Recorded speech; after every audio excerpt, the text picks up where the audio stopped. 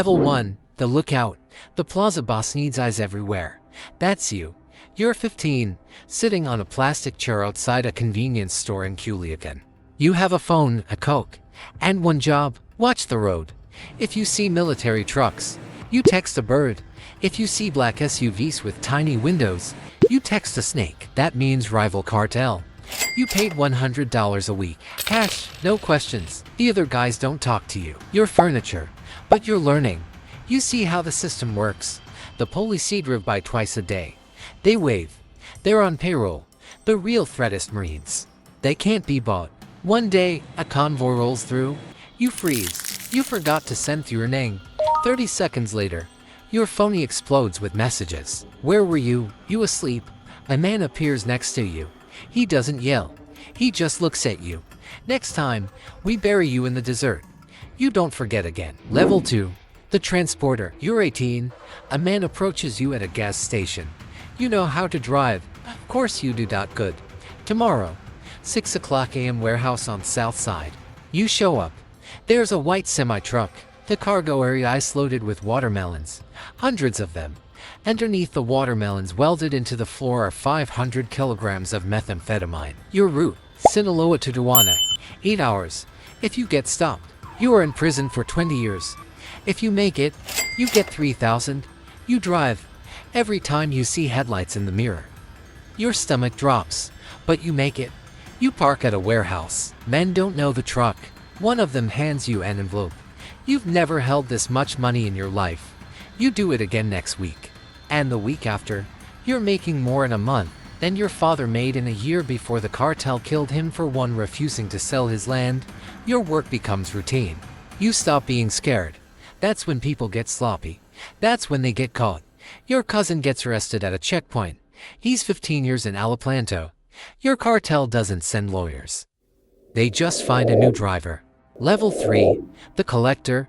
You've been driving for 2 years, no arrests, no accidents. You've proven you're reliable. Now they give you a gun and a list of addresses. You're a collector. Business owners in the plaza pay a monthly tax. It's not optional. A taco stand pays $500. A pharmacy pays $2,000. A nightclub pays $10,000. You go door to door. You collect the envelopes. Most people pay without issue. They know the rules, but there's always someone who thinks they're smart. A restaurant owner tells you he can't pay this month. That business is slow. You nod. You leave. You come back that night with 2 other guys. You smash every window. You break every table. You beat the owner unconscious in his own kitchen. The next month, he pays double. You're making $1,500 a week. You buy a used BMW. You buy your mom a new house. She doesn't ask where the money comes from. She just cries and hugs you. But you're also now a target. Rival cartels want your territory. The government wants to make examples. Every time you collect, you're exposed. Level 4, the gang leader. You're 25. You run a gang. .10 men. Your job is super. Move product and protect territory. The cartel supplies you with 100 kilos of heroin every month. You deal it down. You sell it to distributors. You send the money up the brokers. You keep 10%. That's $20,000 to $50,000 a month in your pocket. You're also accountable for security. If Cartel de Jalisco decides to try to move into your apartment, you react with violence. You don't wait for orders, you manage it. Enemy gang kills one of your observer. You find their base of operations. You send 9 guys with them for carbine. They walk into a club and open fire. Then 18 people die. 5 of them were the citizen. It becomes headline news. Officials pledge accountability. But the governor is being paid off. No action is taken. You're living comfortably. You own a home with a swimming pool. You have a girlfriend who believes you run a building business. You have status. But you're also controlling disorder. Your men are inexperienced and reckless. They use the product themselves. They cause trouble. They draw unwanted attention. You have to keep them in line. Sometimes that means punishment. Sometimes it means a bullet. And the pressure from higher up never stops. The regional leader demands more money, constantly more. If you fail to deliver, you're removed. And being removed is final. Level 5 divisional operator. You're now in charge of an entire city. Maybe it's Penta Organa. You oversee 7 cell leaders who report directly to you. You coordinate the supply chain, oversee distribution, and handle enforcement. Your meetings take place in secure locations that rotate every week. You show up in armored vehicles. You're surrounded by security. You carry a gold-plated handgun you've never even used. Your role is to plan and make strategic decisions. The plaza boss is pushing to move into a neighboring area. You organize the mission.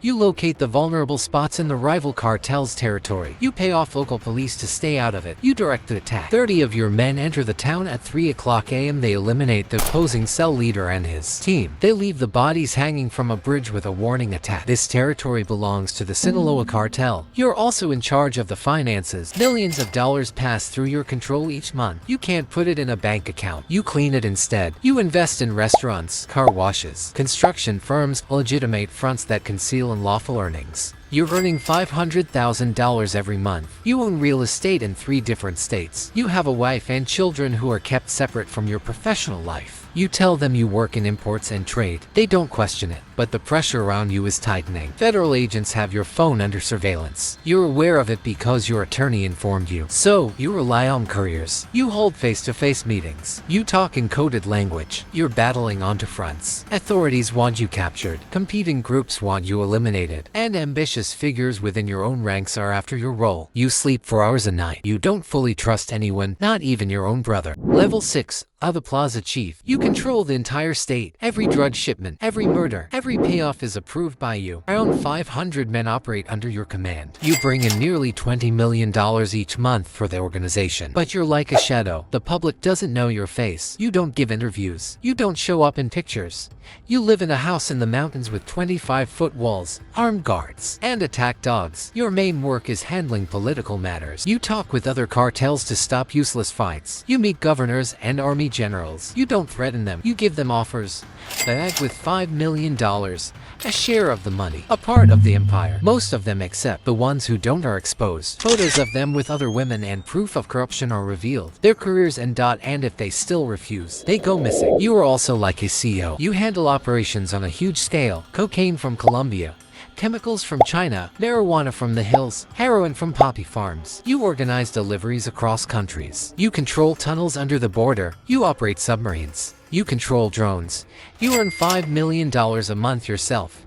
But money is just digits on a screen. You have everything you could ever want, yet nothing you truly need. You can't attend your daughter's birthday, it's too risky. You can't visit your mother's grave. There could be shooters waiting. You live in a luxury prison, and fear is slowly destroying you. Your security chief could be secretly working with the authorities. Your accountant might be stealing money. Your right hand could be planning a takeover. You order 2 of your men killed just because you. Better safe than regret later. Level 7. The cartel head. You created this empire. Maybe you got it from your father or uncle. Maybe you fought your way up. Either way, you're in charge now. Your group ships 100 tons of cocaine every year. You have units in 15 countries. You control politicians in 6 states. Your net worth is $5 billion, but your name is on every wanted list worldwide. The US has a $10 million reward for you. Mexican special forces are tracking you. You change safe houses every 3 days. You talk through coded messages that delete after reading. You've changed your face twice with surgery. Even your kids don't know how you look now. You meet with other cartel heads. You split the country like a business deal. You take Monterrey and Sinaloa. They take Puebla and Cancun. Everyone earns money. Everyone stays alive. But it never lasts. Someone always gets greedy. War starts. Many people die. Cities turn into fight zones. You can't stop. If you try to leave, your own team will turn on you. You know too much. You're too risky to stay alive. You're the strongest criminal in the region. You're also the most wanted person on Earth. Level 8. Supermax. They got you. Maybe it was a raid. Maybe it was a betrayal. But you're in the cell of Florence, Colorado. 23 hours a day in isolation. Concrete walls, steel door, no windows. You'll die here. There's no way out. No payoff works. No crew can rescue you. Joaquin El Chapo Guzman tried twice. Now he's locked in a cell just like yours. You once had billions. You once ruled an empire. Now all you have are 4 gray walls and a lifetime to remember every life you killed to reach the Level 9, the Achiever. But the organization doesn't collapse when you fall. Your nephew rises, or your son, or your most trusted commander.